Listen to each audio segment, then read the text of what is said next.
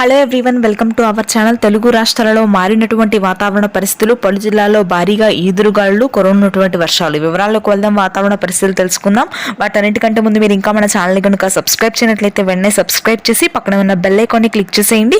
ఇక లేట్ చేయకుండా వివరాల్లోకి కనుక వెళ్ళినట్లయితే, ప్రస్తుతానికి బంగాళాఖాతంలో ఏర్పడినటువంటి అల్పపీడన కారణంగా తెలుగు రాష్ట్రాల్లో మోస్తరు నుంచి భారీ వర్షపాతం నమోదవుతుందని వాతావరణ కేంద్రం వెల్లడించింది. మధ్యాంధ్ర, ఉత్తరాంధ్ర జిల్లాలో ప్రస్తుతానికి ఉష్ణోగ్రతలు కొంతమేర తగ్గే అవకాశం ఉంది రానున్నటువంటి 2 రోజుల్లో. ఆగస్టు 30 నుంచి కూడా ముఖ్యంగా మధ్యాంధ్ర, గుంటూరు, కృష్ణా, కోనసీమ, శ్రీకాకుళం, విజయనగరం, విశాఖపట్నం ప్రాంతాల్లో మోస్తరు నుంచి భారీ వర్షపాతం నమోదవుతుంది. ఆ తరువాత ఉత్తర తెలంగాణ జిల్లాలో భారీ వర్షాలు నమోదవుతున్నాయి. హైదరాబాద్ నగర ప్రాంతం కూడా ఈ రోజు భారీ వర్షాలు కురనున్నాయి. Adibatla, Ghatkesar, GHMC, Manikonda, Charminar, old city, Uppal, Nampally ప్రాంతాల్లో 16 నుంచి 17 సెంటీమీటర్ల వర్షపాతం నమోదయ్యే అవకాశాలు ఉండగా, ఇక ఉత్తర తెలంగాణలోని నిజామాబాద్, ఆదిలాబాద్, ఖమ్మం, భద్రాద్రి, కొత్తగూడెం, వరంగల్, కరీంనగర్ ప్రాంతాల్లో తేలికపాటి వర్షాలు నమోదు కానున్నాయి. రాయలసీమ వ్యాప్తంగా ఈ రోజు రేపు ఆకాశం మేఘావృతమై ఉంటుంది.